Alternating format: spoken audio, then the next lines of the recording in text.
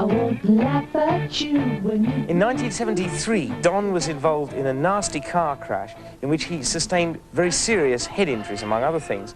And when he regained consciousness, he'd lost a lot of his memory. He hadn't lost the memory of all of his past life, but he had found that he was unable to remember things day by day.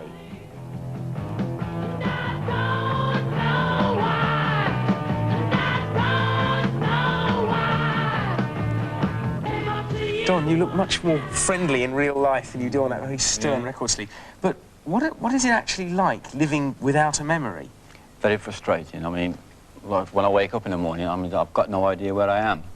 I have to sort of like lie there and try and see if I can remember the room that I'm in. If I'm in my own bedroom, it's not so bad, so bad. But when I'm sort of on tour, in a different hotel every day, that's when it gets really frustrating. And how is that different from your sort of feeling, say, waking up when you did have a memory? Well, I mean, but it's one of those things like memory, until something like this happens, like, it's taken for granted. Yeah. You just simply wake up, you just get up and you just carry on, about your day. I mean, you know what went on the day before, but I have to sort of refer to my diary. Oh, yes. Now, tell us about your diary, because that's your way of getting around. What sort of things do you record in your diary? Well, I have everything, because, like, sort of when I get up in the morning, sort of I always keep a note at the bottom of the page, the day before, of what arrangements or what appointments I've got, like the following day. Wear my jeans and shirts. Yeah, right. Yes. We're doing press interviews. Are those your good jeans? Oh, that's not for tomorrow. I see. Yeah. And do you have to write absolutely everything down? Yeah. Unless you remember anything that isn't here? No. I mean, I even have to write down when I have to change my socks. You know. Oh, well, I think I should too, actually. Yeah, but the thing is, I can't even smell them, you see. Because I should explain head injury removed your sense of smell as well. And that's nothing worse when people come up and tell you, I mean, it's better time you change your socks, What does it feel like when you have people coming towards you and you know that you ought to remember them? What's it like? That's when it gets the most embarrassing, because I can't remember names.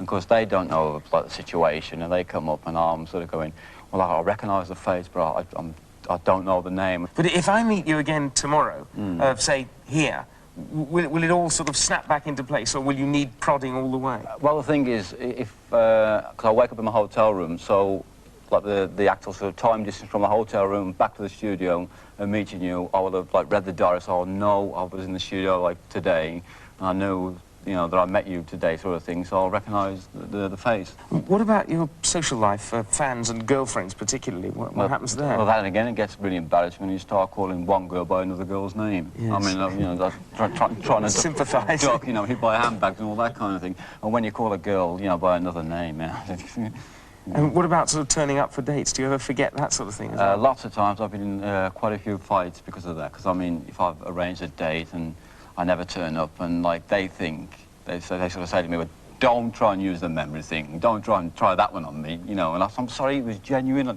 Yeah, and that's it. That's the last I see of them. What about the music? How do you remember music? Great difficulty.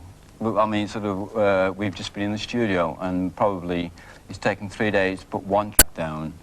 When really, I mean, you can just take for however long the song is. I mean, that sort of keeps shouting cues to me, either stop now, or after the next couple of lines, we have to stop now. Or like, or carrying planes sort of thing. We're not finishing yet, just keep on. And that's the worst. And as you're playing, I mean, do you actually need memory you used to play as all the coordination, all that's all there. But even when we're played, I have a list of show that we're doing. Because if I maybe stop the number, then I'm sort of sitting there waiting there, we're going, what time to start? You stop it. I'll go, what? Oh, gosh. And I have to refer to the list on stage and different cues and things. I suppose one thing that really occurs to me is what about television? Do you remember before it comes on what you're going to see? I mean, which characters and which series it is? It would have been in my diary that I watched Dallas and a certain incident happened and it was going to be continued on whatever. So you write the plot of the series? Yeah, even when I watch films on TV, I write the actors down who have been in the film. Good Lord. So maybe I can, when I read back and see the film, I won't remember the film, but maybe I may sort of spark my memory up again when I see what actors were in the film. Do you feel bitter that remembering is so much of your life? Not particularly bitter. It's sort of just it annoys me sometimes. They'll sort of in case I let people down. Sometimes I feel a bit inferior. Are you bad-tempered as a result of it with anyone or yourself? Sometimes, because because I hate people to sort of you know, sort of pick me up on it. I like to sort of, I know what's happened, and I like to sort of like overcome the problem myself. Do you think you'll remember any of this tomorrow? But if it's written down. Thanks very much, Don. Thanks.